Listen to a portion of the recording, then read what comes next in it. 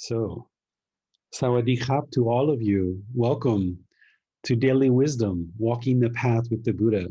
Today, we're doing our Pali Canon in English study group, where these books, the Buddha Vajana books, have been sent out all throughout the world. A good 30 or 40 copies of these have been sent out. And people are also downloading the PDFs and reading these all throughout the world. And on Saturdays, we get together in order to provide an opportunity for you to seek guidance in your learning. Because as you get further and further along in this path to enlightenment, it really becomes more and more of an independent study program. When you first get started, it's still an independent path to enlightenment. It's an independent journey where you're seeking guidance. And even later, it's an independent journey where you're seeking guidance. But when you first get started, you're typically spending a lot more time interacting with your teacher, maybe on a weekly basis or every 2 weeks, where you're interacting and getting guidance, seeking understanding. And then as you progress further and further on the path over months and years, you kind of become more and more self-sufficient. And this is one of the teachings that we studied in the last book with Gotama Buddha, where he was talking about how the child taking something in his mouth, he would be concerned with the child, i.e., there would be more interaction. But as that child grows, he would be less and less concerned about the child because the child would be able to be self-sufficient, essentially, is what he was talking about. So in this particular program, it's unlike the group learning program, where the group learning program, using this book, Developing a Life Practice, the path that leads to Nibbana, you are learning week by week on Sundays and Wednesdays. A lot of students that are learning with this book will schedule either weekly or every 2-week appointments with me and ensure that they're getting personal guidance and personal attention.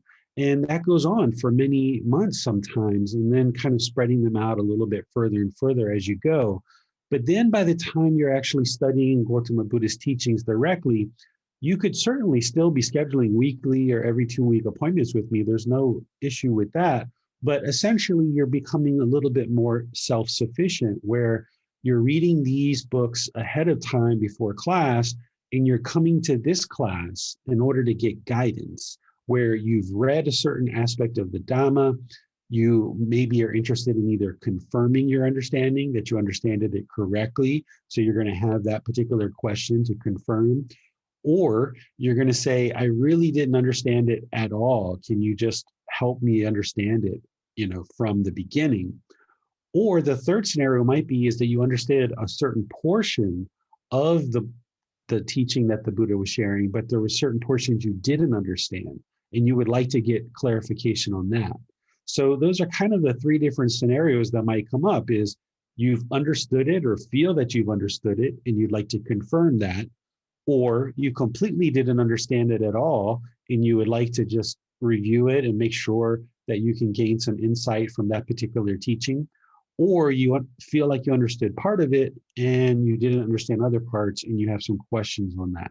So after our meditation, we're going to open questions up from chapter 28 to 53, where you'll be able to go through and ask any questions and seek guidance from your independent study. And then once we're done with today, we're going to be moving into this book, which is volume 3. And for those of you guys that have it in printed form, you've already got it. There's at least 30 or 40 of these that I've sent out throughout the world. But I also just uploaded this to our Facebook group. So if you don't have a printed copy and you would like to download the version, I've scanned this entire book in, converted it over to a PDF, and I updated the translations with wording that I would choose rather than some of the wording that's in this book. And I can share with you that this particular book, the language is quite old, I would say. I think a good portion of this book might have been translated by Bhikkhu Nanamoli, although I didn't confirm that. It just seems like the language is quite old, and Bhikkhu Nanamoli was born in 1905. So the language that's being used here is quite a bit older than what we're probably used to in 2021. He was born over 115 years ago. So if you have this in printed form, you've got the originals as printed, but you may choose to even still download that PDF because you've got some updated language in there that I'm sharing that will make reading this book and all the other books that much easier. So they're in there for you guys in the Facebook group. If you go to the files menu in the Facebook group, you'll see them listed there. I'm going to distribute them as we go. So the first two were already in there. And then today, since we're getting ready to move into this third book, I've gone ahead and uploaded it in there prior to class. So that's in there. So let's go ahead and start with our meditation to kind of prepare our mind for studying the Buddhist teachings. And then once we're done, we'll open things up for questions on the rest of this volume 2, Sotapanna, chapters 28 through 53. So go ahead and take a position wherever you are, either standing, sitting, or lying. And just get comfortable with your lower body, and your upper body should also be engaged with your spine erect. And just start to breathe in through the nose and out through the nose with the eyes closed. So whatever you've been doing today, whatever you've been up to, or whatever you're planning to do today, you're just going to leave that behind. You're just going to let it go. You're just going to focus on the present moment, which is our meditation. And you're just going to focus on learning the Buddhist teachings here in a bit. And that's it. Nothing in the past, nothing in the future. So just establish a nice, steady, consistent breath. Breathing in and out. Focus the mind on the sound of the breath or the sensation of air moving into the nose. Breathing in and out. Breathing in and out. While you're working on establishing a nice, natural, consistent breath that's not controlled, but just natural, focusing the mind on the breath, I'm going to do some chanting to ease us into meditation. You're welcome to join.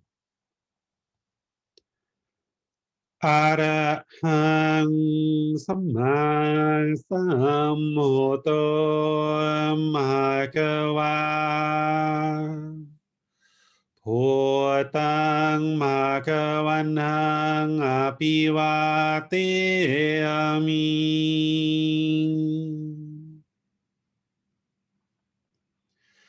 Savakhato Bhagavata Tammo Dhammang Namasami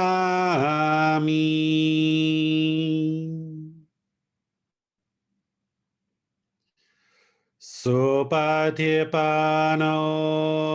Bhagavato Savaka Sangho Sanghang Namami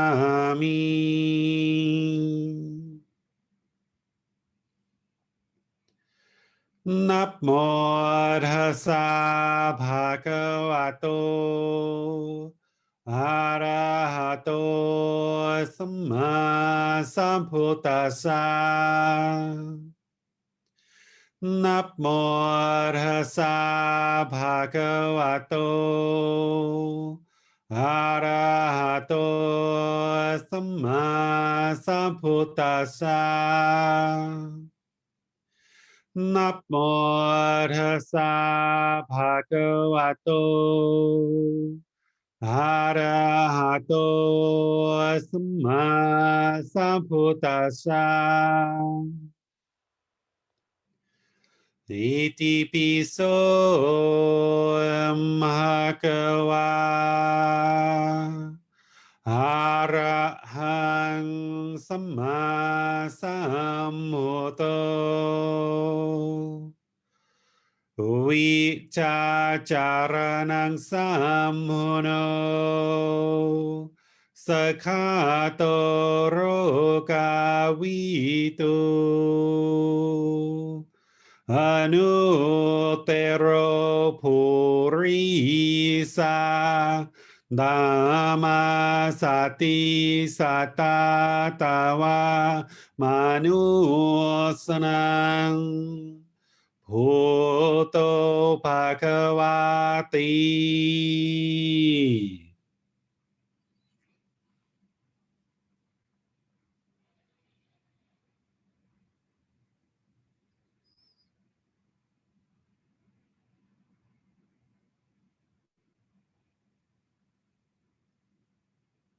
Breathing in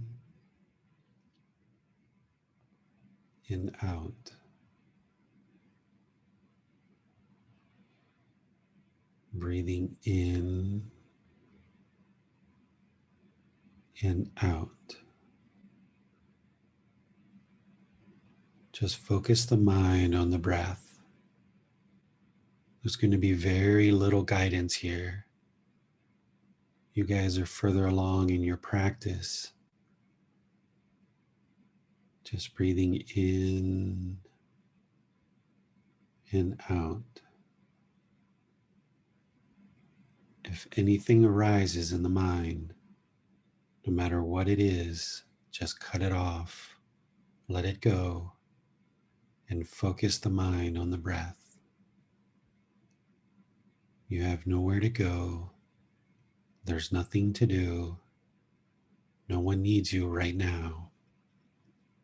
Just focus on the breath.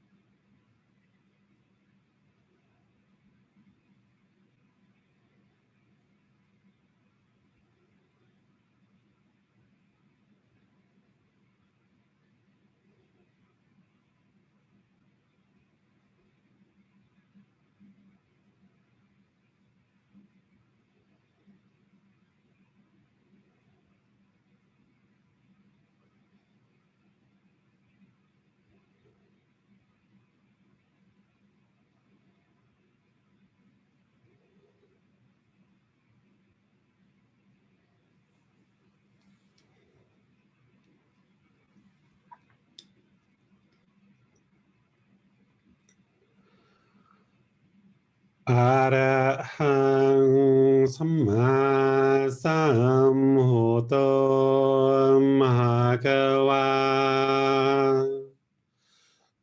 พุทธังมหาภวันนังอภิวาเทมิ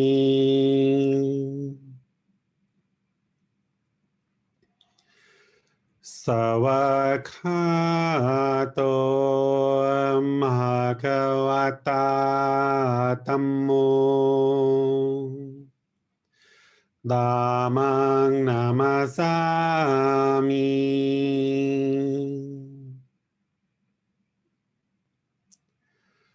สุปฏิปันโนมหาควโตสาวกสังโฆสังฆังนามามิ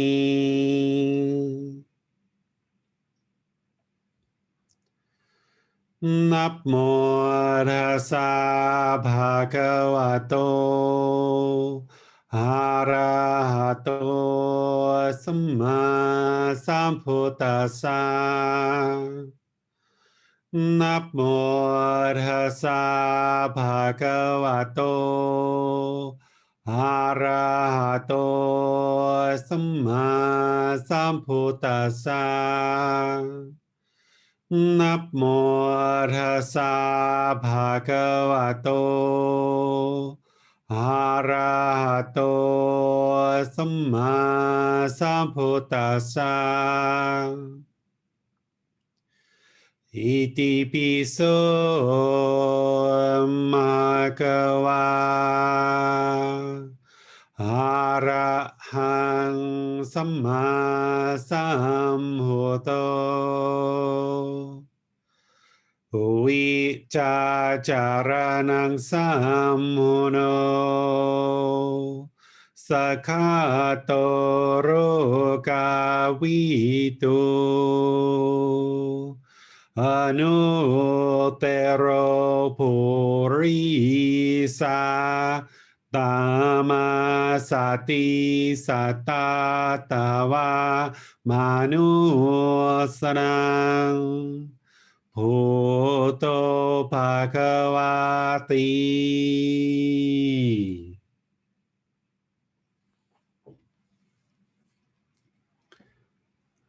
Okay, so it looks like most of you have all found us here on Zoom since our live stream isn't possible today with the impermanence of Chiang Mai Wi-Fi.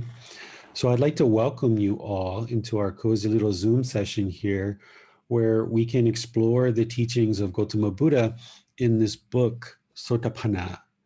We're going to be taking questions on chapters 28 through 53. So if you've read these ahead of time and you have questions, you can submit those either in the comment section and Max will see that, or you can raise your hand electronically and ask your question or any follow-up questions directly so that you can get help with understanding the Buddhist teachings. And if you did, in fact, read these chapters previous to class, one of the things you might have noticed is they were much less technical than kind of the first part of this book. I will admit that the first part of this book is quite technical with dependent origination and some of the other teachings. That's about as technical as the Buddhist teachings get. So if that didn't dissuade you from learning the Buddhist teachings, then you're in good order because that's about as technical and challenging as it gets. And if you've only been studying this for, a year and a half, 2 years, it's understandable if you didn't quite get dependent origination and maybe you don't quite get it right now. And that's something that we can discuss more because since last class, there's been a few students that have reached out to me privately and had private sessions, and I was able to talk with them privately and walk them through dependent origination a little bit more readily, and it really cleared things up for them tremendously. So that's something, if you guys don't understand now, if you'd like to go into it, we certainly can. Or if you don't have dependent origination now and you don't understand it, you can totally put this to the side and just focus on those core teachings of the three universal truths, the Four Noble Truths, the Eightfold Path, the five precepts, the three poisons, getting your meditation practice going really well. Dependent origination isn't something that you need to learn right at the beginning. So if it was a bit too much for you, feel free to set that aside, just like I usually suggest with the cycle of rebirth. I usually suggest to set that one to the side so that you get more clarity and understanding, and kind of your mind starts to be improved more and more. It'll be easier for you to wrap your mind around dependent origination.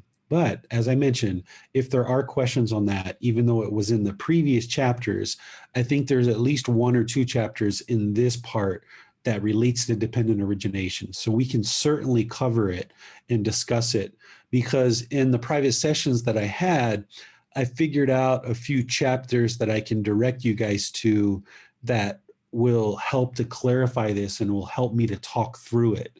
Because if we were in a temple environment or a physical classroom environment last week when you guys started asking questions about dependent origination, I would have gone up to a whiteboard or something like that and started drawing lines and kind of showing you exactly how dependent origination works. But with the limitations of Zoom, I wasn't really able to do that. And there may be a way to do it, but I just don't know how to do it. So we don't really have our full ability by studying online for me to walk up to a whiteboard and start writing out dependent origination and kind of drawing lines and showing you. But through the personal sessions that I did this past week, I was able to find some chapters in the book that kind of lay it out a bit better and allowed me to explain it. And it seemed like people's light bulb went off, right? The light bulb kind of went off about that. So let me turn things over to Max in terms of what chapters you guys would like to study or what parts of chapters. I'm going to share my screen here so that we can all be looking at the book that I put into PDF, because here we're starting with chapters 28 and beyond. But as I mentioned, if we still need to go back to dependent origination, there are some places there that can really open up dependent origination and help you understand it better if we need to get to that. So over to you, Max. Okay, thank you, David. Well, I suggest we, as far as we can, try and proceed in numerical order here. So I also have a question about chapter 29, which is the next Okay. chapter, entitled How a Stream Enterer is Called. And in this first paragraph, he says that when a noble disciple thus understands as they really are the cause and passing away of the world, he is then called the noble disciple. So what does he mean here by the passing and away? Sorry, what does he mean here by the cause and passing away of the world? I don't know 100%. I looked at this really closely as I was updating the translations. Here's what I think he's talking about. I think what he's really getting to is just causality and understanding cause and effect, that everything in the world is based on cause and effect. That's what I think he's describing there in that sentence. Because as you know, he didn't share teachings on whether the world is infinite or finite. That's an undeclared teaching. So because his teachings about the existence of the world are undeclared, I don't feel he's actually talking about the world itself here. He is talking about the world, but what he's talking about is everything in the world is based on cause and effect. He's not literally talking about the elimination of the world itself. Okay, thank you very much. That does make sense. So I've got my own list here, and I've got a fair few. So a lot of them are quite early on, but we certainly don't have to do all of mine. And I would invite anyone else just to drop your questions in there. We've also got quite a few relating to the end from Judith and Amina, so we'll get to those.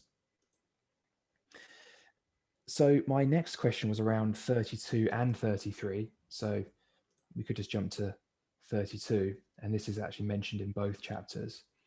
Okay. So this chapter is called The Little Bit of Soil in the Fingernail. Mm-hmm.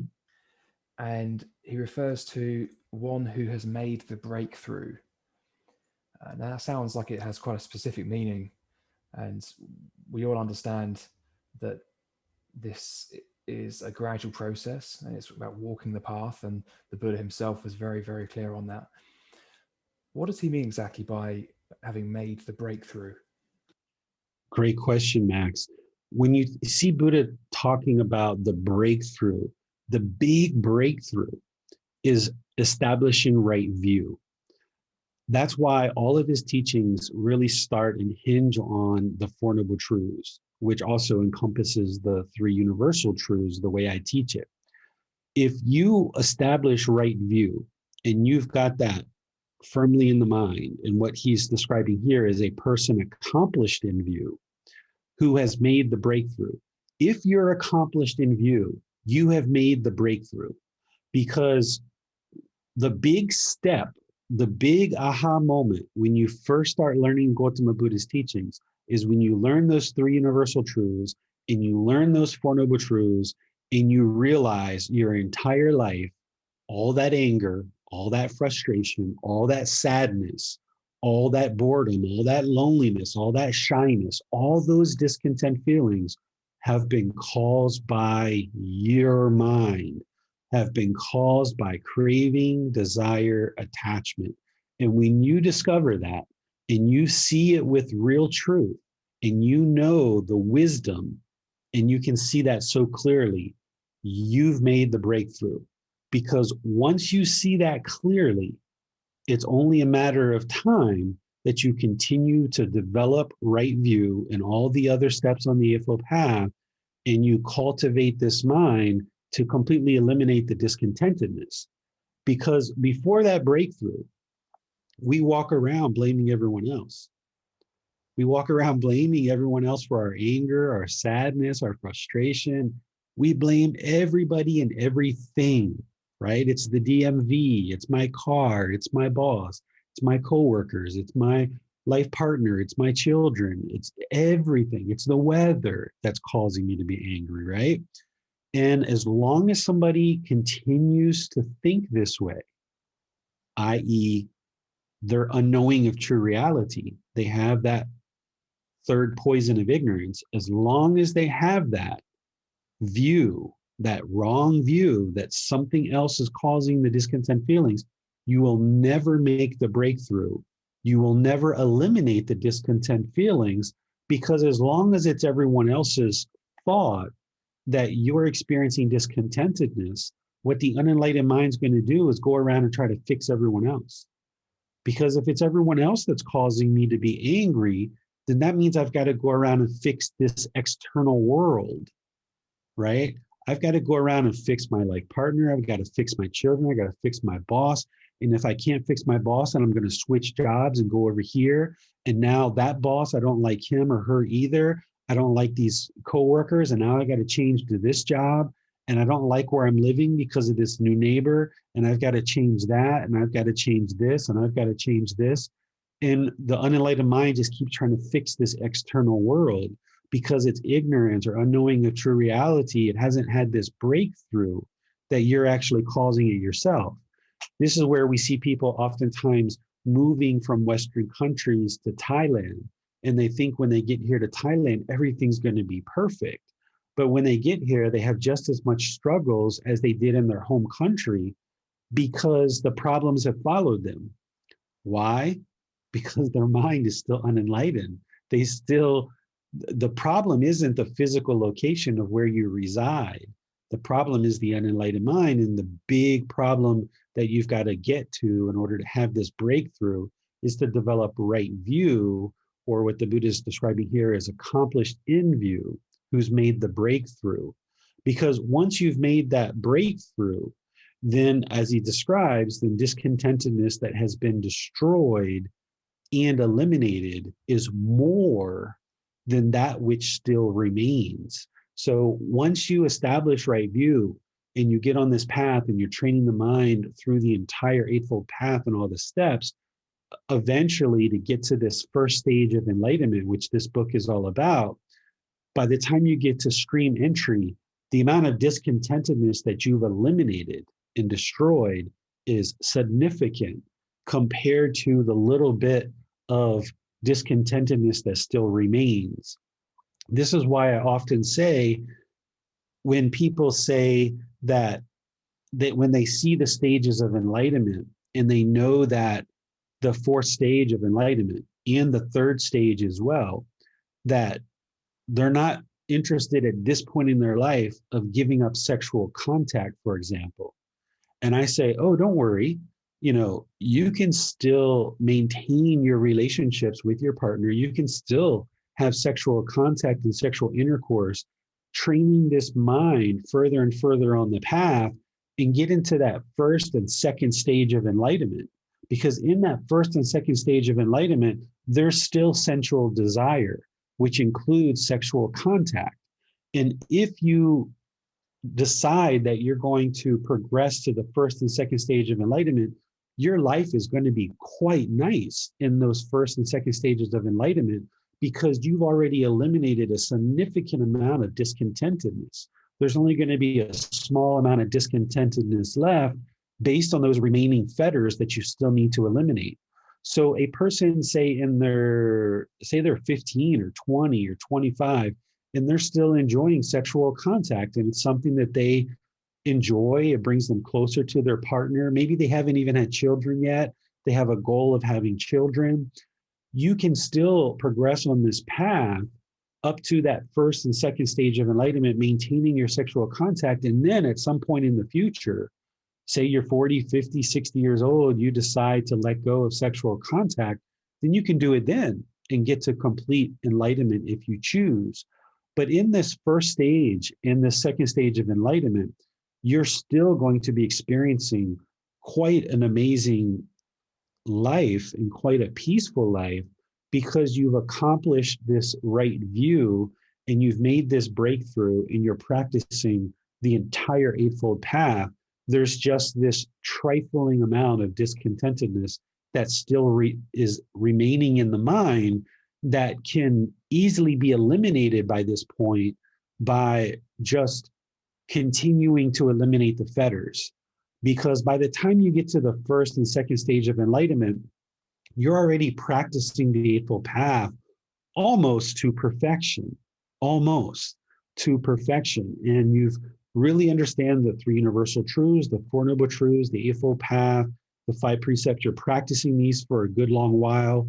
You've eliminated the first three fetters, and by the time you get to the second stage of enlightenment, you've thinned fetter 4 and 5. So in this particular part of the stages to enlightenment, you have made the breakthrough. And at that point, it's just a matter of your own dedication, your time, effort, and energy towards applying this dedication, and you will attain enlightenment either in this life or some subsequent life, which in this first stage of enlightenment, there's a maximum of 7 rebirths. So that's what he's talking about here, Max, is this breakthrough to right view. And if you have that breakthrough intellectually, that's one thing that you see it, but then starting to practice it and realize that every time your mind becomes discontent, rather than immediately blaming the situation or blaming the people around you, that you look internally and you start looking at the craving, desire, attachments that's causing that discontentedness. When you get to that point where every single time that you get discontentedness in the mind, you look inward right away, you're going to continue to progress on this path because you've made this breakthrough. So would it be right to say then that one who has made the breakthrough is someone who takes responsibility for their state of mind at all times? So yeah, they're still going to experience discontentedness, but they understand that they on some level have caused it and also have the ability to eliminate it somehow. Is that fair? Exactly, Max. They have caused it. All discontentedness, you cause it yourself. If your mind is discontent at all, you've always caused it. And you always have this entire life and all your prior lives, but you just didn't know it and you weren't aware of it. You were ignorant or unknowing of true reality. And we went around, all of us did, and we blamed others and we blamed the situation. We blamed the weather, our boss, our job, whatever. And as long as we keep doing that, we will never reach enlightenment because it's everyone else's fault. So therefore, we got to fix everyone else. We got to fix this external world.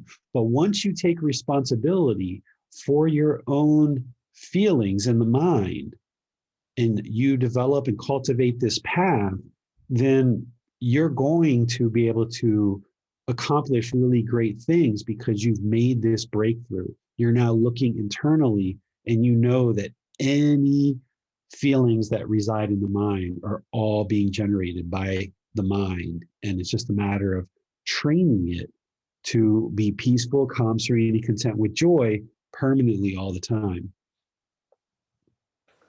Okay, thank you, David. So I have one more question for chapter 35, and then Amina will go to you and chapter 37 after that. So I thought this was quite an important one, David, and I'm very interested to know your take on this. So the last couple of paragraphs, he talks about, first he talks about a bhikkhu who, having understood as they really are the cause and the passing away of these five aggregate subjects of clinging, is a stream enterer. But then at the final paragraph, I've got this the wrong way around. I'll start this again. So in the first section, he says that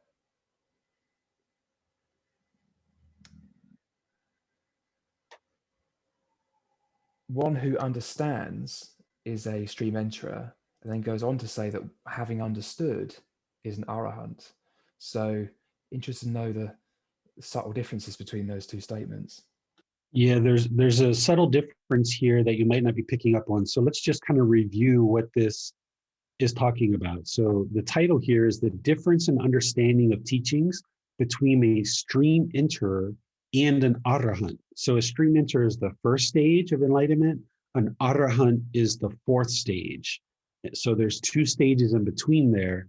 And the Buddha is saying, what's the difference between this first stage and this fourth stage? Because the goal is for everyone to be an arahant. That's where, you know, the world just is amazing. If everyone in the world was an arahant, you know, this world would be utterly peaceful, utterly peaceful. I mean, there would just be heaven on earth. So first, what he's describing here is the five aggregates, okay? The five aggregates subject to clinging, which the five aggregates is essentially what makes a human being, essentially. The form aggregate, which is this physical form, the feelings, which are the feelings that are in the mind. There's perceptions, which perceptions are how you perceive things externally. I perceive the rain as bad and the sun as good. That's a perception. Because here in Thailand, they actually perceive the rain as good and the sun as good too, right? But it's all a perception. Or you might perceive your neighbor as being bad or good. This is a perception. And our perceptions, as long as you hold on to your perceptions and you're not working towards the truth, then your perceptions are tainted by the three defilements of craving, anger, and ignorance. So perceptions, how you look at things externally, is part of what makes a human being a human being. Then there's the volitional formations, which are the choices or decisions that we make. And then the consciousness is the mind. Okay, so these are the five things that essentially makes a human being a human being. And what the Buddha is going into here is he's saying a stream enterer understands these, that they understand the cause and passing away. They understand the gratification, that the mind is constantly trying to be gratified, and talking about the danger, that there's danger in these five aggregates, because as long as we cling on to them, then there's danger, because there's going to be discontentedness in the mind as long as there's clinging there. And the stream enterer understands the escape in the case of the five aggregates. Understanding the escape is the Eightfold Path. That's the way to escape this five aggregates, because the five aggregates means there's existence. It means that you've been reborn in the cycle of rebirth. So this eightfold path, in order to get to enlightenment, once you get to enlightenment, this path is the escape from carrying around these five aggregates, because it's not comfortable carrying around this form, right? Like, we've got to wash this body, we've got to brush the teeth, we've got to comb the hair, we've got to clean the eyes, we've got to urinate and defecate, we've got to clothe the body. It gets sweaty, it gets hot. There's all these challenges in carrying around this form, right? So why would we want to keep carrying it around? And then dealing with the discontent feelings. That's a real danger. That's a real challenge. So all of these five aggregates, carrying these five aggregates around isn't real fun. So there's an escape there. The escape hatch is the Eightfold Path. So a stream enterer understands these five aggregates and understands the escape, understands the three universal truths, the Four Noble Truths, the Eightfold Path, the five precepts. They understand it, okay? But then, having understood that and understood the 10 fetters and all the other teachings and practicing very well, they've really eliminated a significant portion of discontentedness, and there's only kind of some remaining discontentedness still around. But by the time you get there, that's what you've accomplished. But now, to get to the Arahant, what this last paragraph is focusing on is a bhikkhu is liberated by non-clinging. That's the difference here. The stream enterer understands these five aggregates, understands the escape from these five aggregates, but they're not yet fully practicing. They still have craving, anger, and ignorance, or unknowing of true reality. The Arahant has completely been liberated because they're no longer clinging to these five aggregates. They've eliminated 100% of all craving, anger, and ignorance. So their mind is now liberated by non-clinging. And then he goes on and he says, one whose taints are destroyed. The taints are the 10 fetters. So if someone has destroyed the taints, i.e. eliminated the 10 fetters, then they are an arahant. And the way you do that is through eliminating craving, anger, and ignorance, and a lot of other teachings along the way. And once you've eliminated or destroyed the taints, one who has lived the holy life, done what had to be done, right? They learned the teachings, they applied the teachings, they've trained the mind, right? They've been dedicated to this path for a few years in order to get there. And now they've done what needs to be done. They've laid down the burden of carrying around these five aggregates for all these different lives that we've done that for. Lay down the burden of carrying around craving, anger, and ignorance in all the lives that we've done that for. Lay down the burden of carrying around these 10 fetters. Having laid down that burden, that's why the mind becomes so light and the body becomes so tranquil and concentrated. The mind becomes concentrated. And because the mind's concentrated, the body becomes tranquil. This person who's reached enlightenment has reached his goal, right? Or her goal. He's typically speaking to a male audience, so you'll see the male gender, but you can just insert her in there. Or if you don't identify with a his or a her, you can enter whatever you like. But essentially, this being has reached his goal, right? Utterly destroyed the fetters of existence. The fetters of existence are those 6th and 7th fetters where one still has desire for form or formless. So they would have had to eliminate those. Completely liberated through final knowledge. Whenever you see final knowledge, this is enlightenment.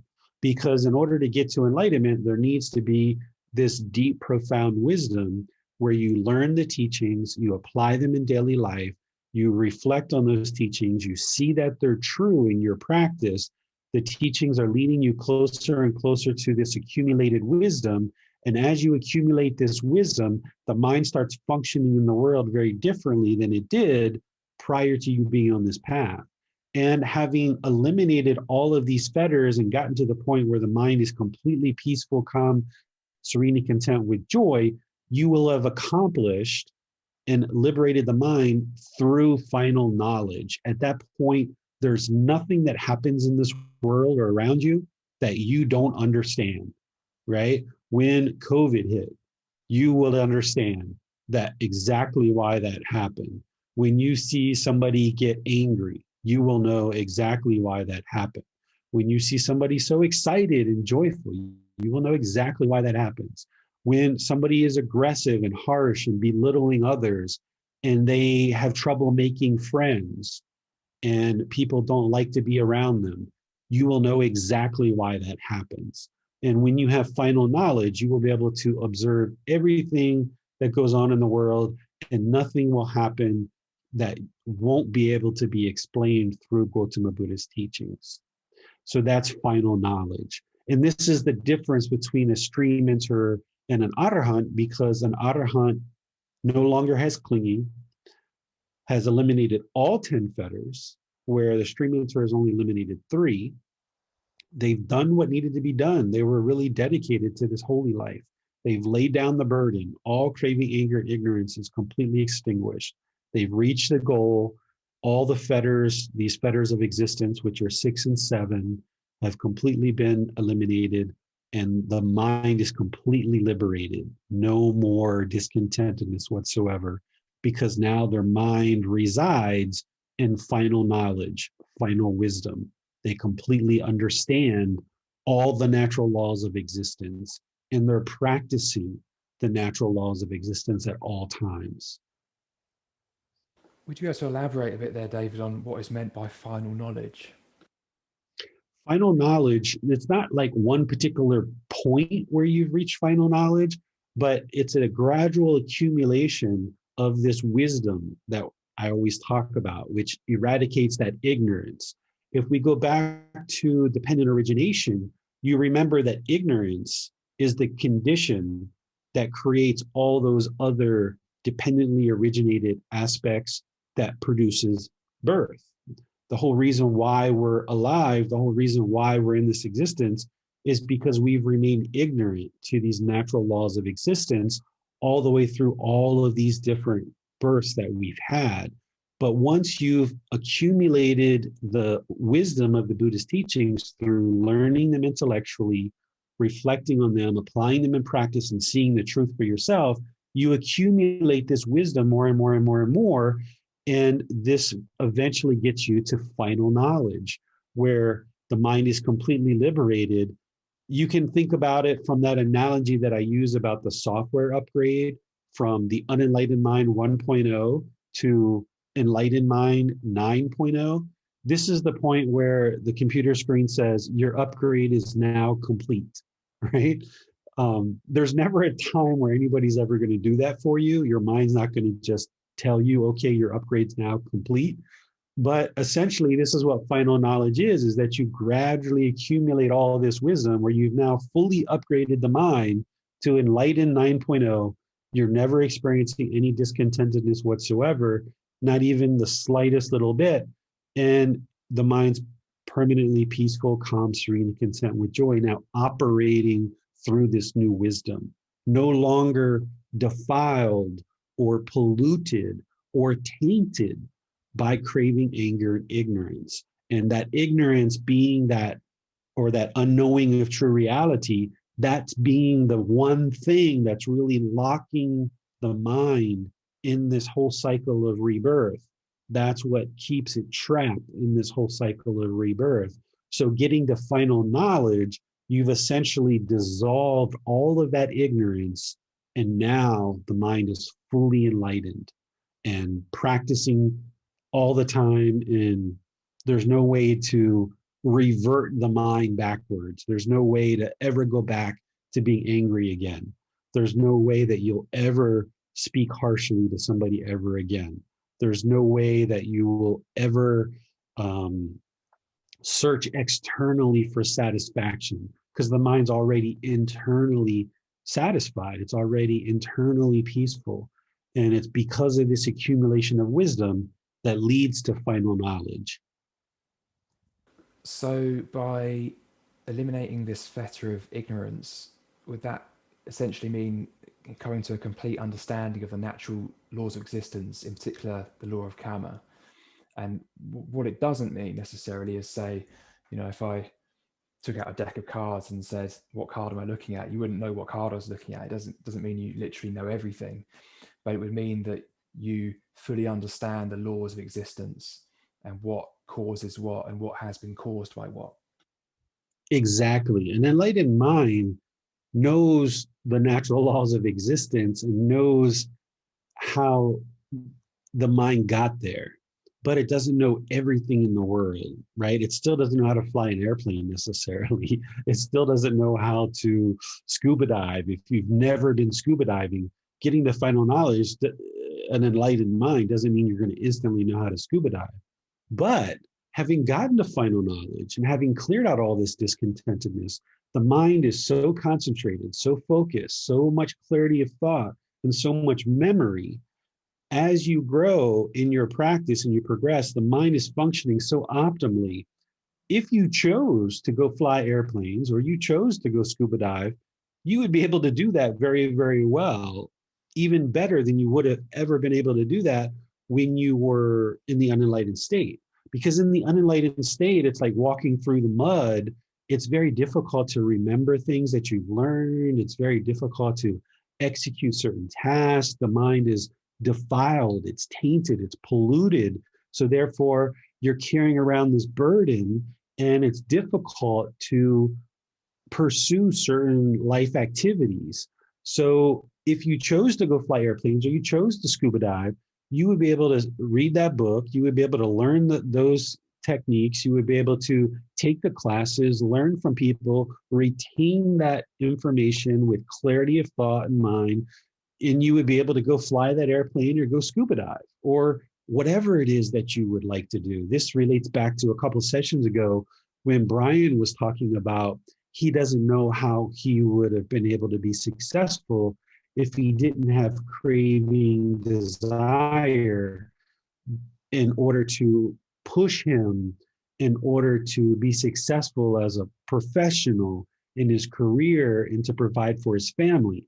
And my reply was, you would actually have been more successful had you eliminated craving, anger, and ignorance early in life, because your mind wouldn't be defiled or polluted or tainted with those defilements. And you would be able to pursue life with this concentrated, focused, clarity of mind and deep memory. And with the mind functioning that way, you will create better and better and better things in the world. So whatever you've ever aspired for in the world in terms of successful outcomes for this life, whatever you've aspired for earlier in your life in the past, those things are more than capable for you to accomplish and pursue.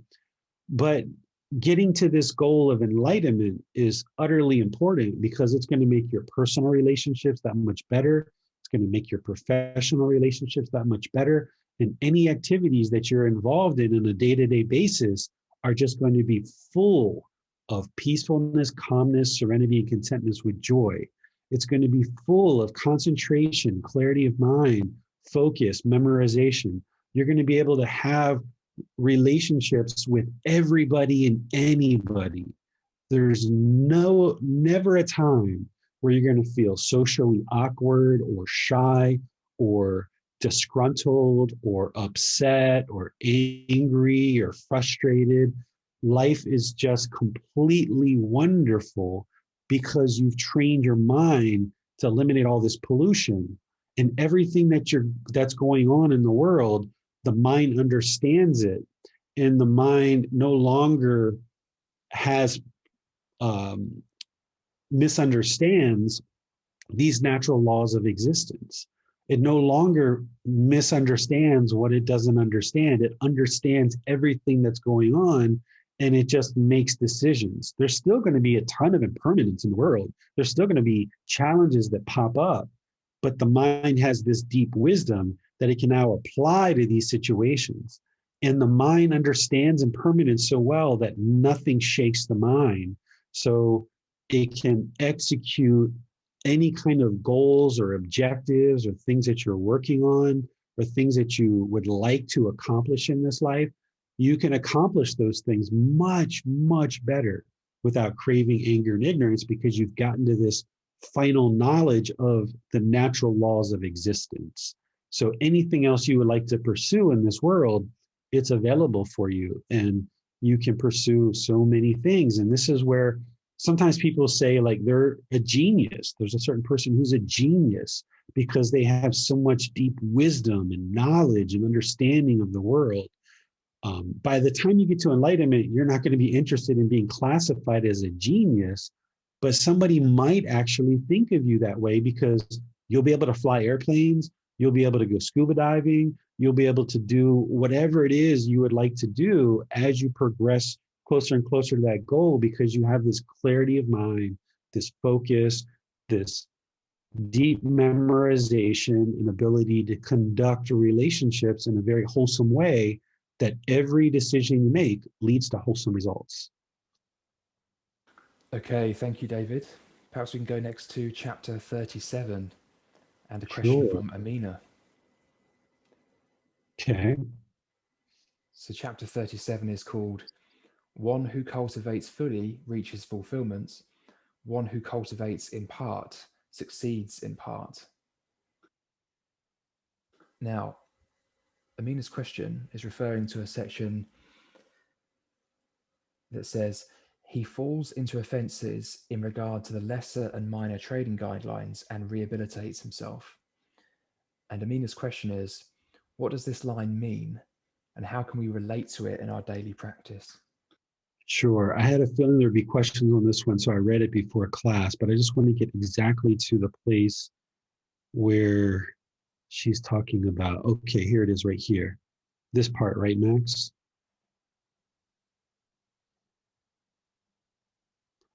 Here, bhikkhus, a bhikkhu fulfills virtuous behavior, concentration, and wisdom.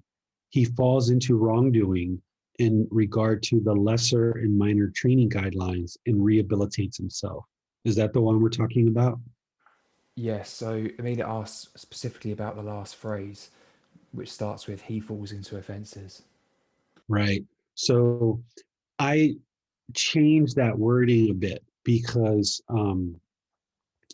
I feel that the way that it was kind of translated as if there's these rules and there's these offenses. So the language that I'm using here is he falls into wrongdoing in regard to the lesser and minor training guidelines and rehabilitates himself. Because everything the Buddha taught are guidelines. Oftentimes you hear people talk about the Buddha's teachings as they relate particularly to the ordained practitioners, but a lot of times people borrow this language for household practitioners as rules or training rules. Remember, the Buddha spoke 2,500 years ago, and people are using language today to try to represent what they feel that he was talking about back then. I would share that nothing the Buddha taught was a rule. Because if there's a rule, that means there's kind of like an authority figure who's setting certain rules. And if you break these rules, then there's a penalty or a punishment for having done so. That's not what the Buddha taught or how he taught at all. The Buddha had accomplished enlightenment. He liberated his mind. He knew that he had attained enlightenment because his mind no longer experienced discontentedness. He wasn't establishing rules for people to follow and kind of dictate what people should and shouldn't be doing in their life. What he was doing was saying, hey, I figured this out. I figured out this problem of the unenlightened mind. And if you would like to learn and understand how to do it, here's the guidance of how to do that. So that's why I refer to these as guidelines as opposed to rules or offenses, right? Like this is kind of from the mindset of like sin, right? And there's rules. Because remember, a lot of the bhikkhus who are translating this from Pali into English, even though they're bhikkhus and they've maybe been a bhikkhu for 10 or 15 years and they've learned Buddhist teachings, they're still affected by their conditioning as well. So they might have grown up in a household that taught about sin and offenses and, kind of these rules, right? And what I would suggest is that's not what the Buddha was teaching whatsoever, even though you're going to see certain translations that are using those words and using the language. That's not what the Buddha was doing during his teaching. He wasn't sharing rules. These aren't offenses. There is no penalty or punishment for having not followed his guidelines or his guidance. The punishment is that people are punishing themselves if they don't understand the wisdom and they still have this unknowing of true reality, this ignorance. We're essentially punishing ourselves in the unenlightened mind.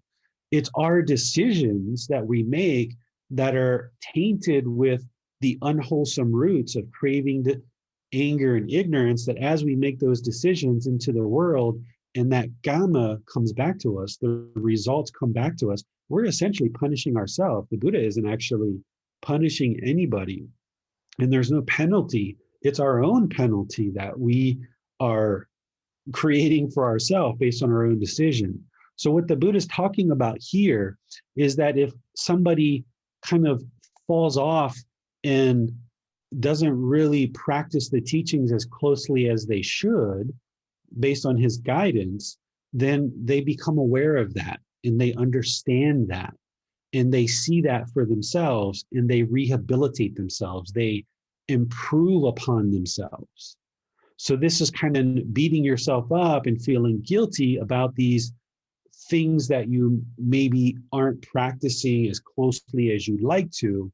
You just kind of observe that, hey, I didn't speak as well as I would have liked to, or my perceptions got in the way of seeing true reality there, and I could have treated that situation or that police officer better. And now that I observe that as true reality, is that was my conduct, my behavior. It wasn't virtuous. It wasn't with as much concentration as it could have, i.e. mental discipline. It wasn't with as much wisdom as it could have been. Now that I observe that and see that, I'm going to improve upon that and rehabilitate myself without feeling guilty or shameful. Just work to get better next time. Okay, let's go to chapter 42 next, David. Okay. We have another question from Amina.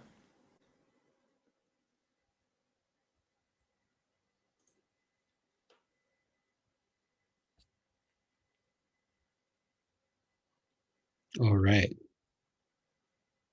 Okay, so chapter 42 is called 10 Abodes of the Noble Ones.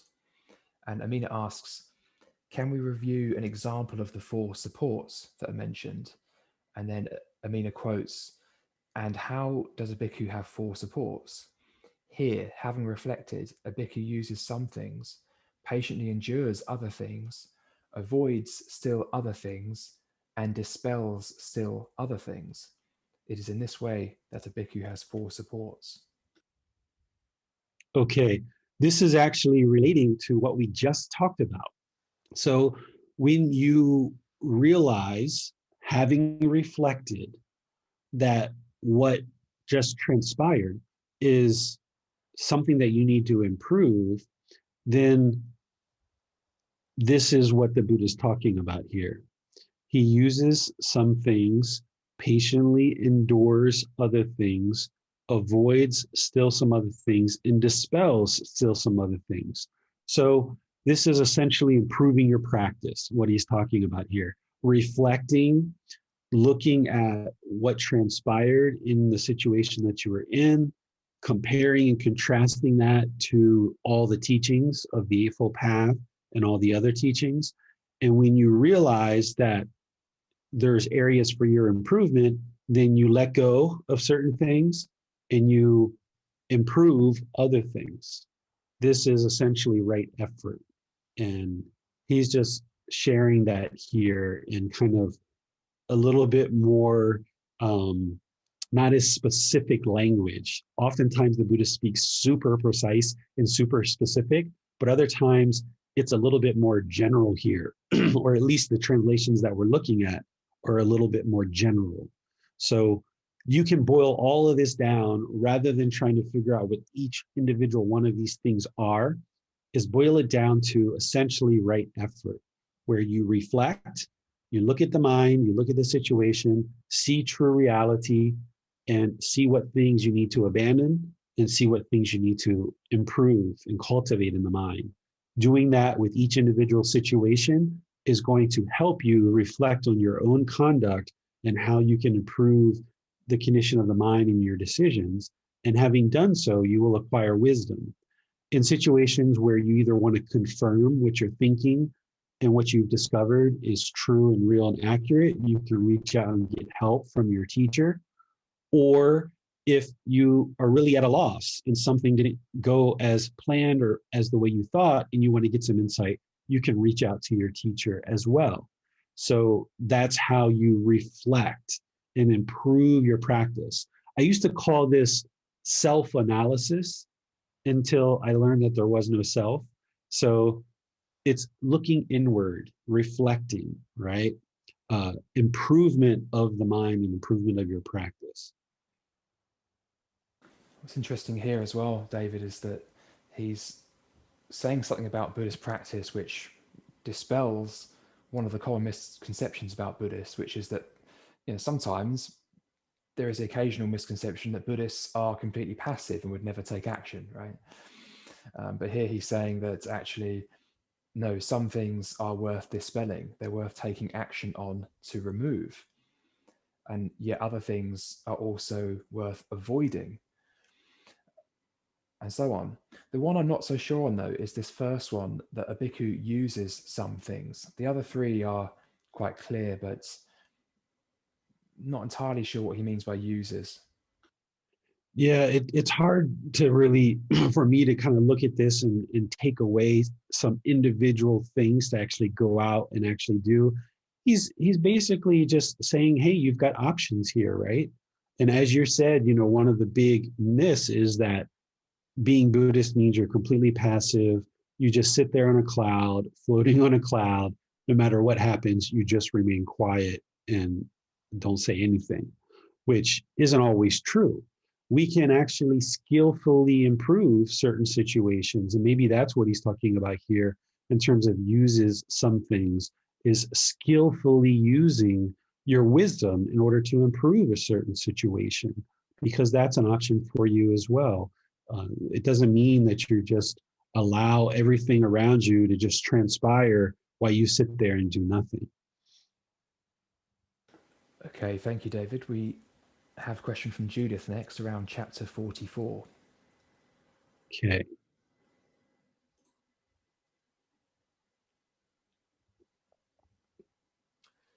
So this is a very long chapter, and it's entitled Yes. Right Views of Various Kinds, and it's according to the Venerable Sariputta. So Judith's first question here is, what is meant by nutrient? Sorry, what is meant by nutriment? Okay. I remember that. I had a feeling there'd be a question on that. Can you direct me to where that is so I can see what's around it a bit? Just going to look for it myself. Oh, here we go. Nutriment.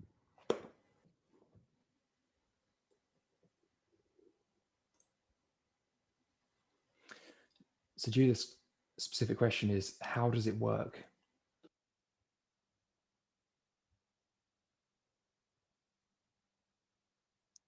I'm just reading this to kind of refresh my memory. What is nutriment? What is causing nutriment maintenance and support of those seeking a new existence? What for? There are physical food. Okay, here's what he's talking about with nutriment. Physical food as nutriment, gross or subtle, contact as the second, mental volation as third, and consciousness as the fourth. With the arising of craving, there is arising of nutriment. With the cessation of craving, there is cessation of nutriment. The way leading to the cessation of nutriment is, okay, this is interesting. Let's see. He entirely abandons the underlying tendency of craving. He abolishes the underlying tendency to anger. He abolishes and destroys the tendency to view and conceit, I am. And by abandoning ignorance and arousing true wisdom, he here and now makes an end of discontentedness. In that way, too, a noble disciple is one of right view. All right. They are for the maintenance of a being that already is coming. Okay, here he says it right here. So what nutriment is there are 4 kinds of nutriment for the maintenance of beings. So this is like to maintain a being. And in other parts of his Dhamma, which you're going to read in volume 5, he describes what a being is. Okay, so for the maintenance of a being that already have come to be. So a being that's already in existence, right? Because in another part of his Dhamma, he explains what creates a being. And there's 3 things that he talks about that is needed in order to create a being. So once a being is already in existence, what he's about to talk about is nutriment, is what maintains that being, and for the support of those seeking a new existence. Okay, that's interesting. For the support of those seeking a new existence, because none of us should be seeking a new existence. All right. What for?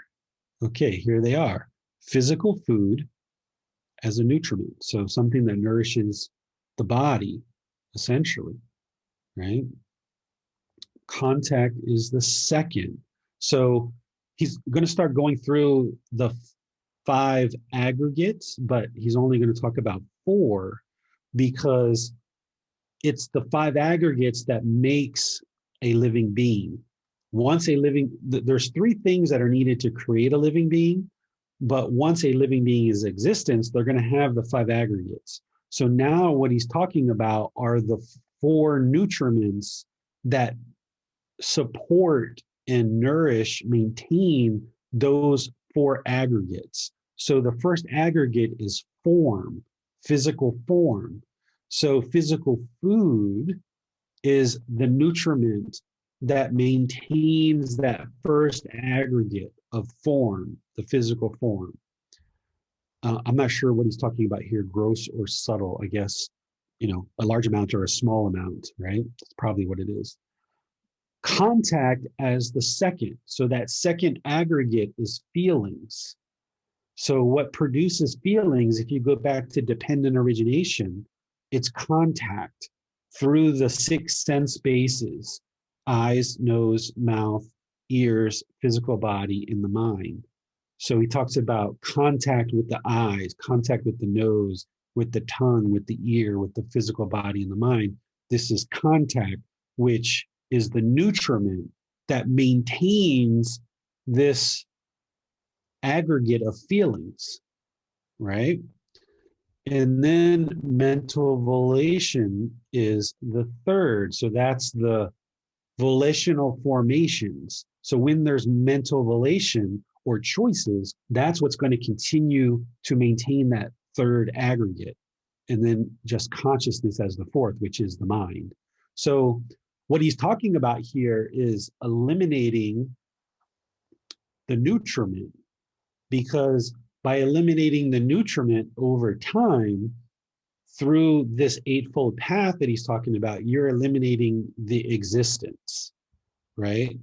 So with the arising of craving, there's a rising of nutriment. So as long as there's craving, there's going to be rebirth. There's going to be existence. This is what I'd say, and the Buddha says it too, is that craving is the fuel that leads to the next rebirth. If there is no craving, there is no rebirth, okay? So here he's describing that craving is what arises nutriment. So as long as we have craving in the mind, there's going to need to be this nutriment because we need to feed these 5 aggregates essentially.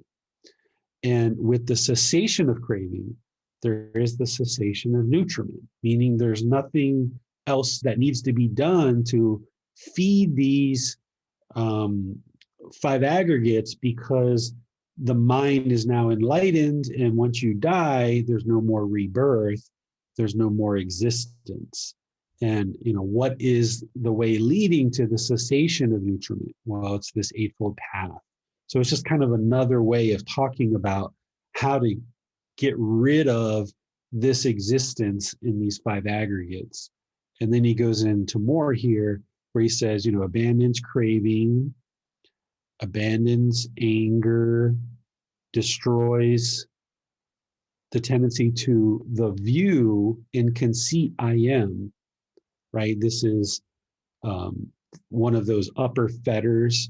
And then abandoning ignorance, right? So here he's going through, not only is the Eightfold Path the way to eliminate discontentedness and eliminate this nutriment of these five aggregates, but now he's also going into the three poisons and saying how we need to eliminate the three poisons to arouse true wisdom, right? That true wisdom is what eradicates the ignorance.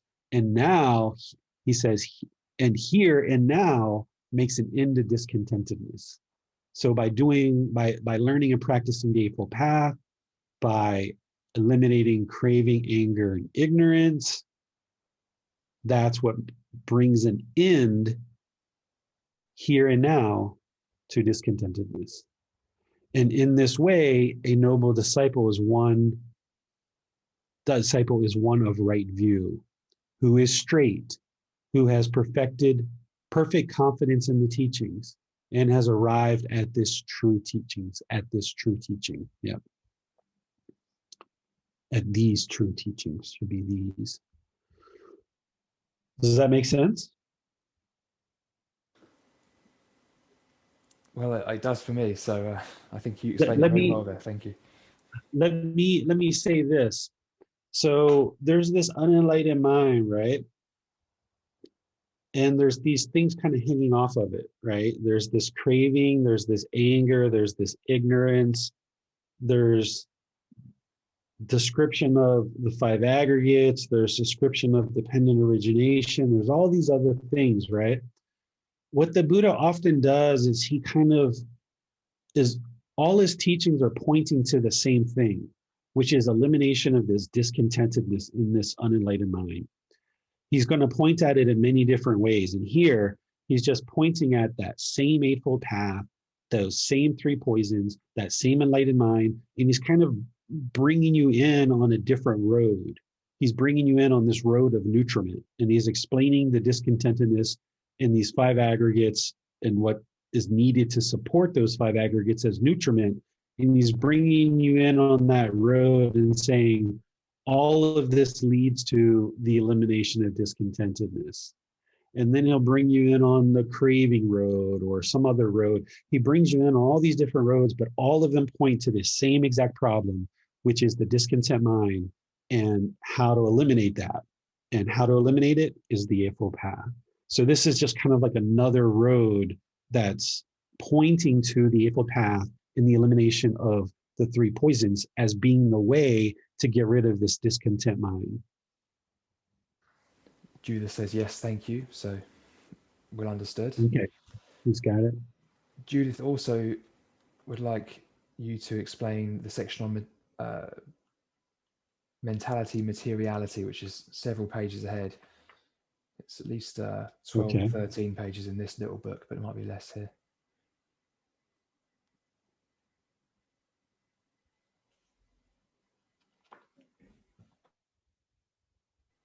This one here, mentality and materiality. Yes, and Judith's question was if you could just talk a little bit more about that aspect.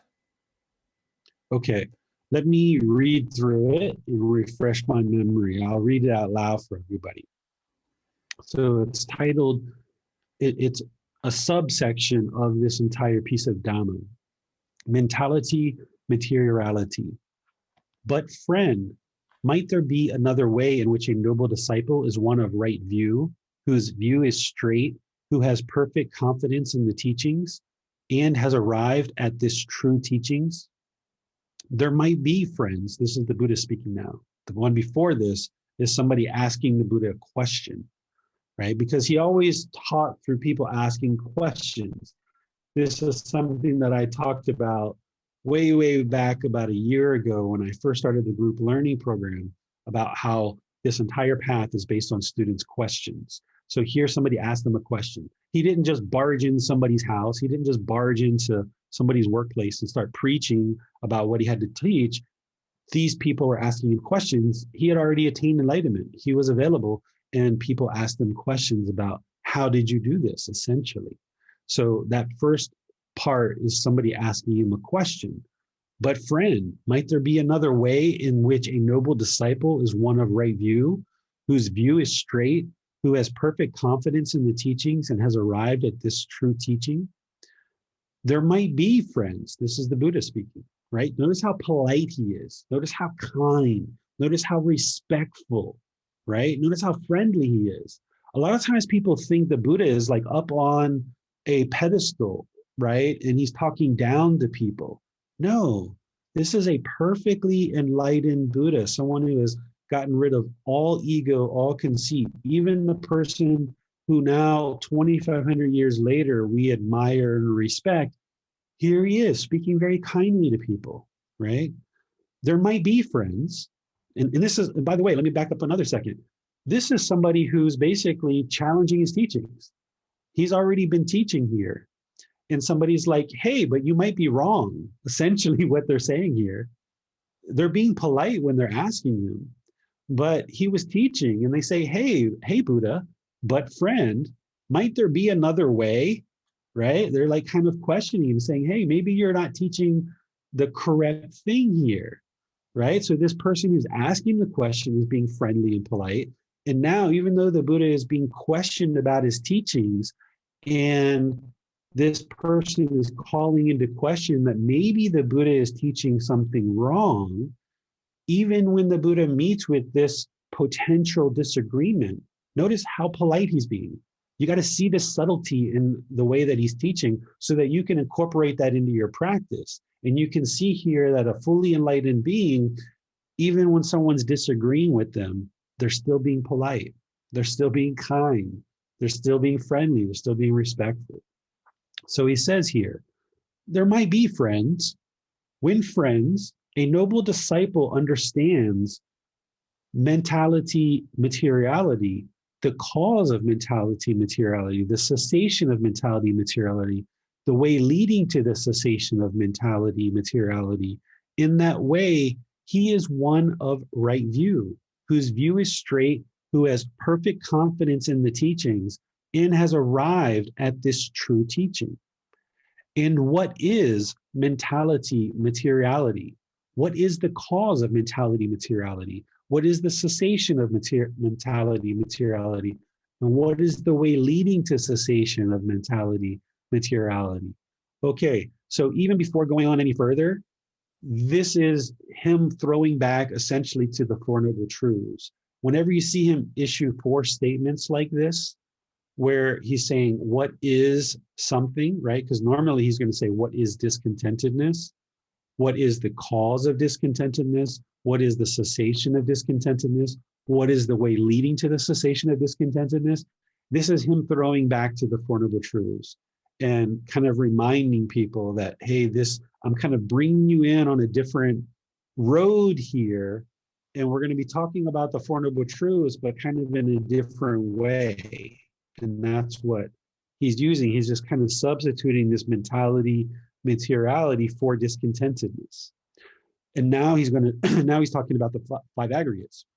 So it's what is the way leading to the cessation of mentality, materiality, which is almost kind of like a placeholder for discontentedness. So now the five aggregates: feeling, perception, volitional formation, contact, consciousness. This is called name. Okay, this is going back to dependent origination. So the five aggregates essentially come together, creating this or there's these three things that come together to create this living being. Once this living being is in existence, we have these five aggregates. And once we have these five aggregates, now there is a certain name, David, Max, Judith. We're given this name. Essentially, what we're doing is we're naming these five aggregates, this unique collection of these five aggregates. The four great elements and the form derived from the four great elements, this is called form. So he's talking about name and form. This is part of dependent origination. And the four great elements are earth, water, fire, and wind, right? These are the four elements, and every part of the physical body can be classified into these four elements. So for example, the earth element are things like the teeth, the nails, the hair, the bones, all the solids of the body are classified and organized into the earth element. The water, this is all the liquids in the body. So this is like tears, blood, saliva, urine, pus, things like this, all the liquids of the body. Then we've got fire, which is the temperature of the physical body. And then we've got wind, which is the movement in the body, like the digestion, moving things in the body, or the flow of the blood. This is the wind in the body, okay? So this is a very traditional way of classifying the body before we knew about cells and DNA or different things that we know now in modern times. They didn't know those things, but they classified the body into these four great elements, and they diagnosed medical conditions based on these four elements, and they treated the physical body through these four elements. Where now we've gotten to a more modern way of understanding the physical body and all the different ways that a doctor or nurse or people in that field would explain to you what's going on with the actual physical body. But all of those same things that are described in science in modern terms today can be described in these four great elements as well. Okay, so this is name and form, the five aggregates and the physical body. This comes together, and now we have name and form, okay? With the arising of consciousness, there is the arising of name and form. So consciousness is the mind. When you understand later in another book where he talks about what comes together to create a living being, there's essentially three things. He didn't describe it this way, but I'll describe it this way. There's the egg of the mother, there's the sperm of the father, and then there's the consciousness. And when you've got those three things, then you've got a living being. This is why plants aren't a living being, because they don't have necessarily an egg, a sperm, and a consciousness.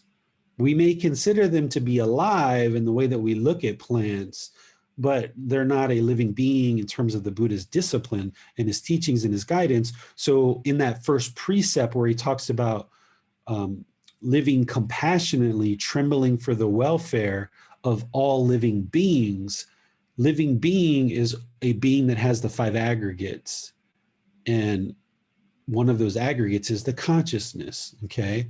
So with the arising of the consciousness, there's a rising of name and form. With the cessation of consciousness, there's cessation of name and form. So once the mind has ceased, once the mind is essentially turned off, then this name and form, this physical body, what he's essentially getting to here is death, right? He's essentially getting ready to talk about death. Just this noble eightfold path is the way leading to the cessation of aging and death. So we are born into existence, and we come about eventually getting these five aggregates and these four great elements to create this physical body. But once the consciousness is done and over, then we eliminate this birth, which eliminates aging and death. Because remember, those were the motivators that took the Buddha into understanding and actually pursuing his own journey to enlightenment is he saw sickness, aging, and death.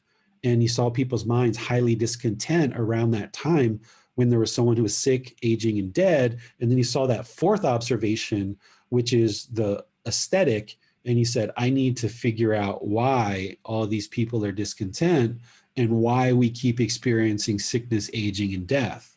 So his path to enlightenment eliminates this sickness, aging, and death, because by attaining enlightenment, eliminating discontentedness, there's no longer any rebirth. There's no longer a new existence that is name and form. There's no longer these five aggregates or this physical body coming into existence.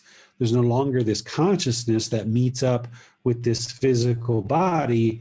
So therefore, having extinguished that, then there's no longer aging and death. So it's this Noble Eightfold Path that is the way leading to the cessation of aging and death. Because if you're no longer born, then you will no longer experience aging and death. That's the whole goal of practicing this Eightfold Path.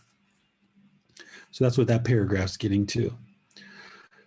When a noble disciple has thus understood mentality, materiality, the cause of that, the cessation of that, the way leading to the cessation of that, he entirely abandons the underlying tendency to craving, to anger.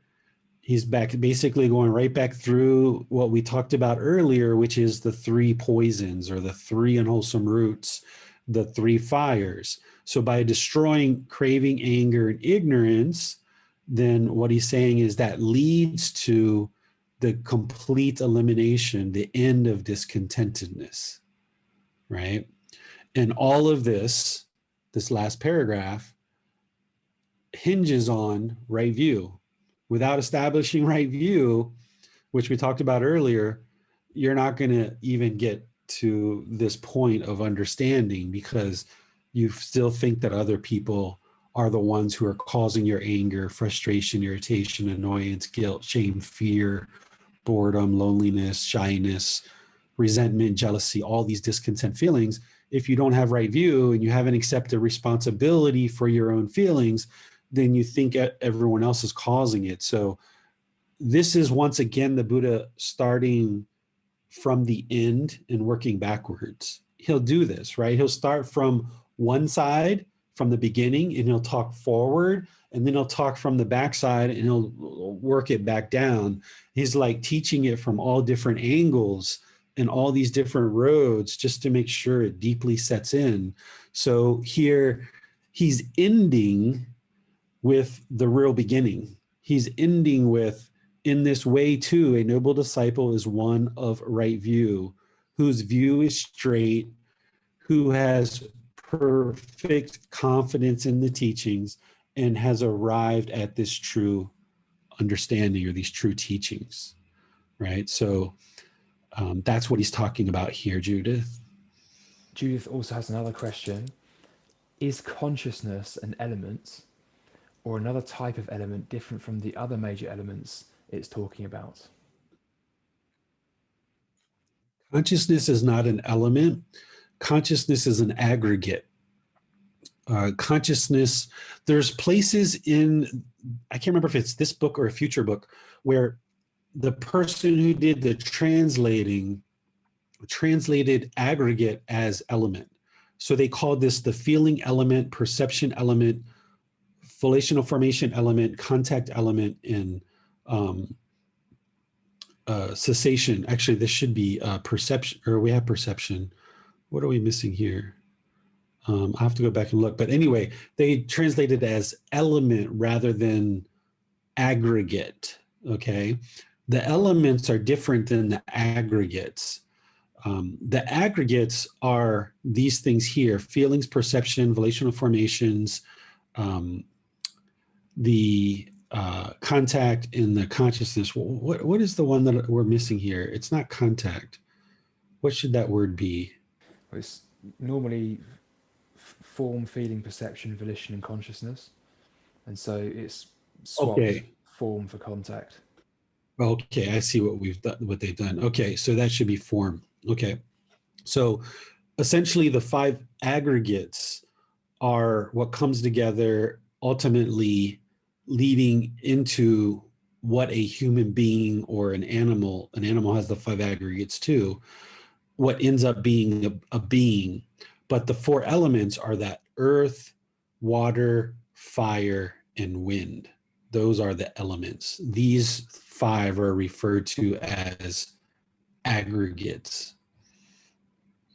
And those are two different things. So the consciousness is not an element, it's an aggregate. Okay, well, thank you, David. Next up is Manal. Manal has a question about chapter 48. Okay.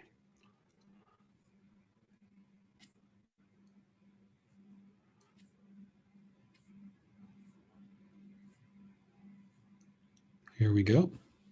So this is entitled This Factors is of another the long Stream one. Entry. Yeah, this is another long one. What's the question? Okay, so Manal asks, how can one attain enlightenment at death if wisdom is typically accumulated from earnest practice?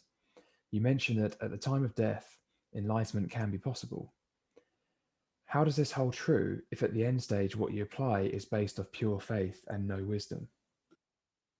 Okay, so what happens as a being progresses to death is if they weren't on this path, meaning they weren't studying the Buddhist teachings, they wouldn't be acquiring that wisdom and they wouldn't have gotten to enlightenment during their life. Okay. So during their lifetime, they were still experiencing discontentedness. And let's just say this person has never even heard of the name the Buddha. They've never even knew anything about the path to enlightenment. This person can actually still attain enlightenment at death, but it's not based on wisdom. And they didn't get to really enjoy that part of human existence where the mind was enlightened. And they were here in this world and they could do a lot of various things with this enlightened mind. Go fly an airplane, go scuba diving, all these different things, lead a peaceful, wholesome family, for example, all these different things that once you attain enlightenment and as you gradually do, your life improves and just gets better and better and better. So this person who's never heard of the Buddha, never heard of the path to enlightenment, they can actually still attain enlightenment at death, but they wouldn't have been able to enjoy this enlightened mental state for any portion of their life. The way that this happens is that the mind naturally leans towards enlightenment at death. For example, let's talk about some of the fetters, because it's the 10 fetters that you need to eliminate in order to get to enlightenment. So that first fetter, right? That first fetter is all about the personal existence view, the self-identity and the self-image, okay? And you know that there's a self there for many, many reasons, for many different ways that we can discover and see that someone still got a self. And we can also see when someone doesn't have a self. Well, as somebody ages, remember this personal existence view is all about self-image and um, uh, what did I say? Self-image and self-identity, right? Well, as somebody ages, what's one of the first things that we end up doing? Do we really care about how our hair looks? Do we really care about what clothes we wear? Do we really care about our self-image and self-identity when we're like 60, 80, 90 years old? Right? Have you ever, I'm sure there's 80, 90-year-olds out there that are totally into how they look and doing their hair and doing their makeup and wearing nice jewelry. I'm sure there's people like that, right? And they're not going to naturally get to enlightenment without the Buddhist teachings, right? But there can be people who gradually, without even knowing the Buddhist teachings, this self kind of strips away from them and it starts to dissolve as they age. For example, okay, um, sensual desire. There are people who, as they age, just naturally, without ever knowing the Buddhist teachings, they gradually start being less interested in pleasing the senses, right? As we age, we get 60, 70, 80 years old, 90 years old. We're not interested in going out to concerts and hearing rock music. We're not interested in necessarily buying the most expensive fabrics to have them feel wonderful in our body. We're not necessarily interested in eating the best food, right? And making sure that we have luxurious food. We're not interested in sexual contact usually as we get older in our 80s and 90s. Sure, there's people out there that still do because nothing's permanent, but that's kind of like a natural thing that kind of falls away as somebody ages, even without being on this path. And we can go through these other fetters like even ill will or hatred or anger. There's people who have never even heard the Buddha's name or the path to enlightenment who, as they age, that fire, right? That's what we call it, the three fires. That fire to be so angry and hostile and hatred and ill will, it just kind of starts to fall away and it peels away, right? So these 10 fetters, while the goal would be to get on the path to enlightenment, actively learn about the Buddhist teachings and actively eliminate these 10 fetters so that you can get to this peaceful, calm, serene, and content mind with joy, enjoy it for the rest of your life because you gain the wisdom and you've eliminated these 10 fetters, and then you get to enjoy the rest of your life with this peaceful mind. But there are people who these fetters just naturally kind of dissolve and fade away as they get older, and they can attain enlightenment at death without having ever even learned the Buddhist teachings whatsoever.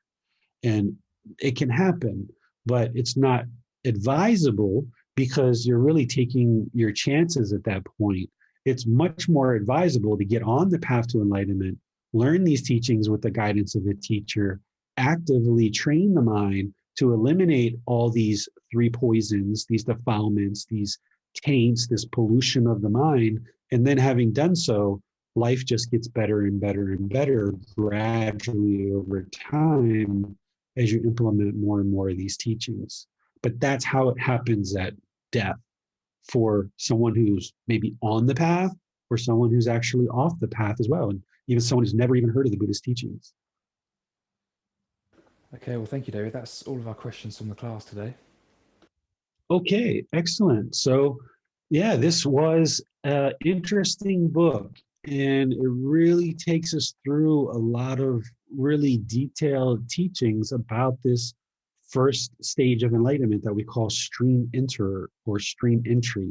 And it takes quite a bit to understand these, right? Because you're no longer in the bachelor's or master's degree program, which is the developing a life practice. And if you are still learning in that program, that's advisable. It's wise to continue coming back to those teachings over and over and over again. But this program is very different. This is the PhD program.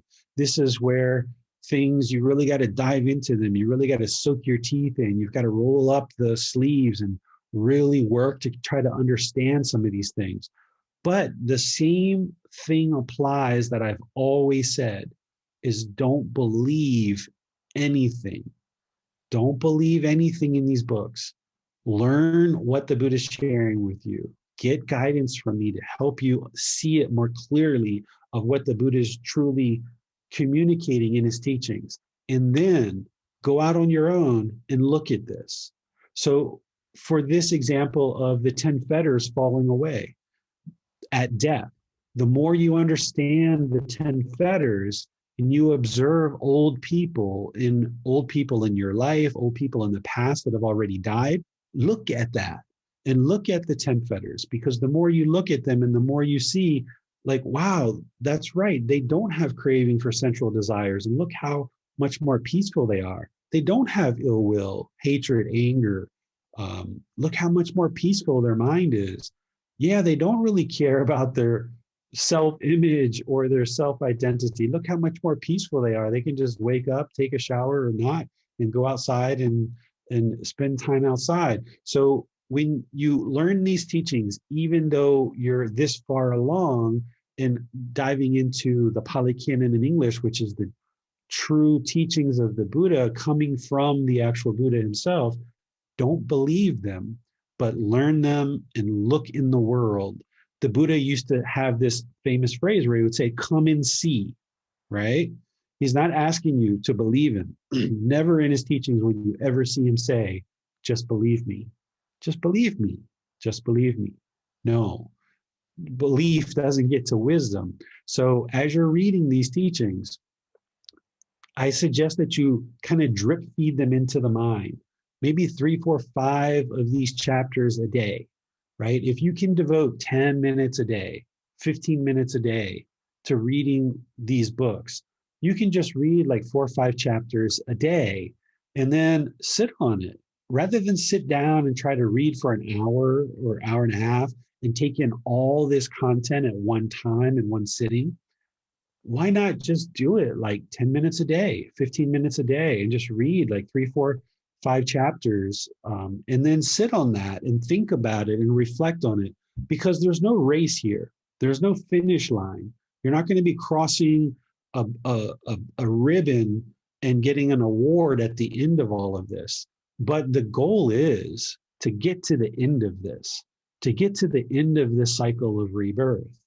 And by building a consistent, dedicated, comprehensive practice of the Buddha's teachings, you will get to the end of this whole cycle of rebirth and lay down this burden of craving, anger, and ignorance. But you do that gradually over time rather than these big bites. You know, we tend to kind of put a lot of pressure on ourselves to hurry up and get there. That's that craving, desire, attachment. Hurry up and get there. Get to the finish line. I want it. I want it. I want it.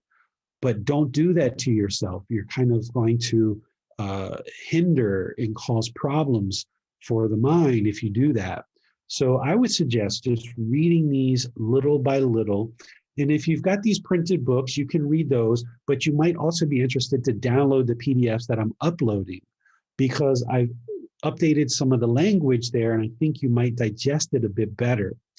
After I get through completely bringing in these books into PDF, I'm going to go back through all 13 books and put my thoughts after each individual teaching that the Buddha did. Just like I did in Developing a Life Practice book, I'm going to, after I get all of them into the computer and scan, I'm going to go back through and with my own words explain what each individual teaching is. But what we're doing now is helping you to learn that real time and learning it live. So keep working with these. And just like with the group learning program, you might decide to actually do this program a few times where you're really soaking in these teachings more and more, because just like a 2-hour movie, if you watch that 2-hour movie 3, 4, 5 times, each time you're going to pick up something unique from that movie. The 3rd time, the 4th time, and even the 5th, and even the 10th time, you're going to pick up something new from that 2-hour movie. Well, these books of Buddha Vajrayana, it's going to take us 7 months to go through them. It's a 7-month movie, right? So if in a 2-hour movie, if you watch it 5, 6, 8, 10 times, and you're still seeing things and hearing things you didn't hear before, and remembering things you didn't hear before, or you didn't remember before, well, think about a 7-month program to learn the Buddhist teachings. There's going to be things that you're going to pick up and learn each time you go through the group learning program with the Developing a Life Practice, the path that leads to Nibbana. And there's going to be new things in this Buddha Vajrayana, the words of the Buddha Pali Canon in English study group, that you're going to learn each time too. So take your time. You're not going to breeze through enlightenment. You're not going to hurry up and get to enlightenment. It doesn't happen that way. Take your time, a nice, dedicated, consistent, comprehensive approach. And if you need to, do some meditation right before you pick up the Buddha's books. And before you read that 4 or 5 chapters, do some meditation first. Then read the books, 4 or 5 chapters, 6 chapters if you like. And then you could even finish it off, cap it off with a little bit of meditation at the end if you like, right? Totally up to you how you do that. But you've got to kind of drip feed this into the mind and never believe it, but go out and practice so that you can see the truth for yourself. And with that, you'll gradually get closer and closer to enlightenment. And just let me know how I can help you as you progress. Tomorrow in the group learning program, we're going to be covering something that's not covered in the Developing a Life Practice, the path that leads to Nibbana. We're going to be talking about the 5 hindrances.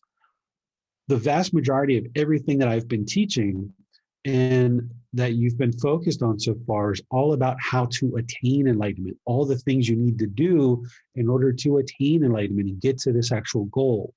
Well, tomorrow we're going to focus on the things that will hinder you or stop you or inhibit you from attaining enlightenment.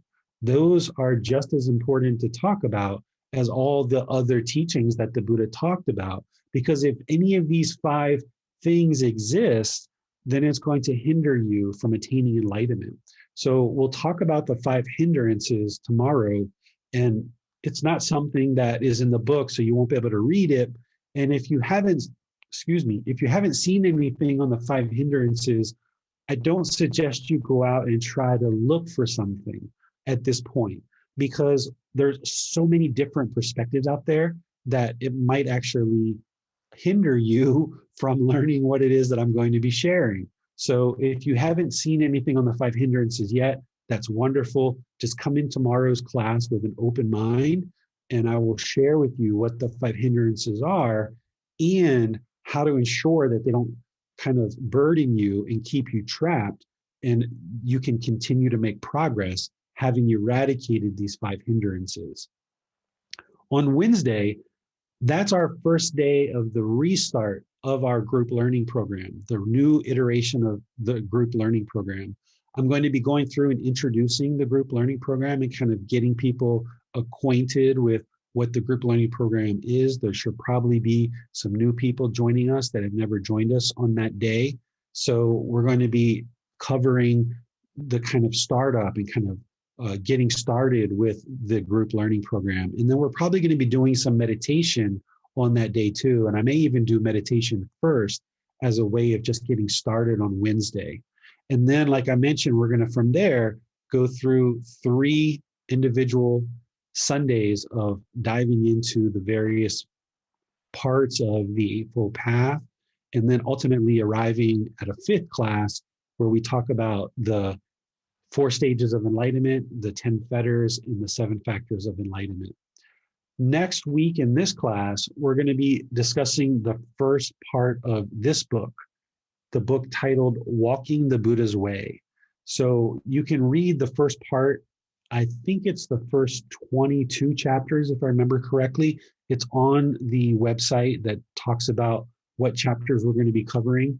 But I believe it's the first 22 chapters, but you'll have to look to be sure because I didn't look that up before class.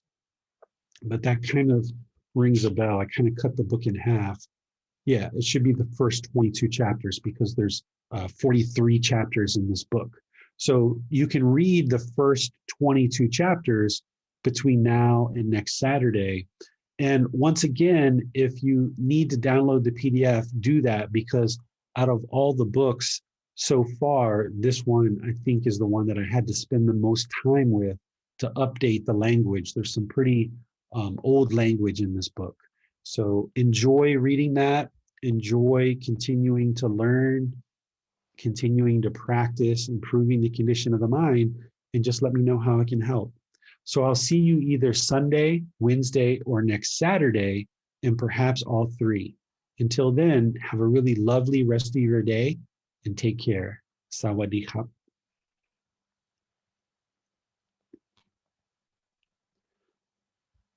Okay, we don't have the outro music today, so I can continue to say thank you all for joining. I appreciate that you're here. Normally I have to just disconnect and completely leave from all of you guys because of the live stream, but today I can just stick around and say hello and just thank you guys for joining.